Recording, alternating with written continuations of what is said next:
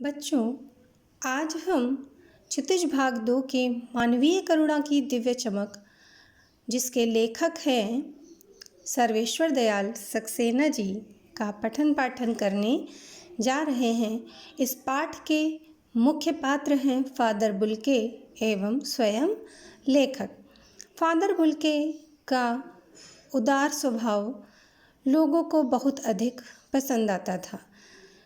Father Bulcke बहुत ही नरम प्रवृत्ति के थे, बहुत सहज प्रवृत्ति के थे। वो लोगों का बहुत अधिक ध्यान रखते थे, वो लोगों की बहुत अधिक मदद भी किया करते थे। फादर का लेखक के प्रति प्रेम, लेखक का फादर बुल्के से बहुत अधिक गहरा संबंध था। जब लेखक इलाहाबाद में थे, तब लेखक और कई साहित्यकारों ने मिलकर एक संघ बनाया था, जिसका नाम रखा था परिमल। तब लेखक और फादर बुल्के तथा अन्य साहित्यकार सभी लोग इस संघ में एक परिवार की तरह रहते थे। जब भी किसी के भी घर में कोई भी उत्सव होता, कोई भी त्यौहार होता, तो फादर बुल्के उनके घर सदैव जाते थे तथा उनको आशीर्वाद देते थे। सभी के लिए उनके हृदय में करुणा एवं प्यार था। लेखक को आज भी याद है कि जब उनके पुत्र को पहली बार फादर बुल्के ने अनाज का दाना खिलाया था, तब उनकी आँखों में एक वात्सल्य की भावना प्रतीत हो रही थी। उनके हृदय से वात्सल्य उमड़ कर बाहर आ रहा था। तो इसी कारण वह ये कहते हैं कि लेखक कहते हैं कि फादर बुल्के बहुत ही अधिक लोगों को प्यार करते थे। इसी कारण लेखक भी फादर बुल्के को बहुत अधिक प्यार करते थे। लेखक व फादर का 35 साल का रिश्ता था। लेखक तो पहले इलाहाबाद में थे, फिर कुछ समय पश्चात दिल्ली चले गए। फादर उनसे मिलने वहाँ भी जाते थे। यदि फादर दिल्ली जाते, फिर वो चाहे वर्षा होती, चाहे गर्मी होती, चाहे धूप होती, चाहे ठंड होती, किसी भी प्रकार का मौसम होता, किसी भी प्रकार की अड़चन होती, पर फादर बुल्के लेखक से चाहे 2 मिनट की ही मुलाकात करते, मुलाकात किए बगैर कभी वापस नहीं आते। तो लेखक को आज भी उनके मर्मस्पर्शी हृदय को बहुत अधिक विभोर कर देने वाला जो आलिंगन था, उनको आज भी याद रहता है। वो गंध 10 वर्ष बाद भी वह महसूस करते हैं। एक बार यदि फादर बुल्के किसी से रिश्ता बना लेते थे, तो कभी उसको तोड़ते नहीं थे। लेखक को याद करना फादर बुल्के को बहुत ही अधिक दुखदाई लगता था, क्योंकि जब जब उनकी याद आती थी, वो बहुत अधिक आत्मविभोर हो जाते थे, बहुत दुखी हो जाते थे। लेखक सोचते हैं कि जिनके हृदय में इतना असीम प्यार, इतनी ममता है, उनकी मृत्यु इस तरह से जहरबाद के कारण नहीं होनी चाहिए थी। जहरबाद एक रोग होता है जिसमें एक फोड़ा हो जाता है और जिसके कारण पूरा शरीर सूज जाता है।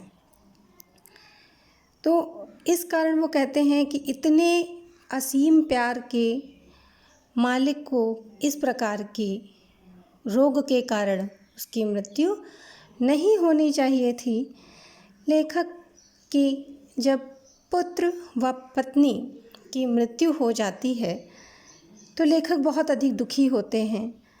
तब फादर ने ही उनसे कहा था कि हर मौत दिखाती है जीवन को नई राह।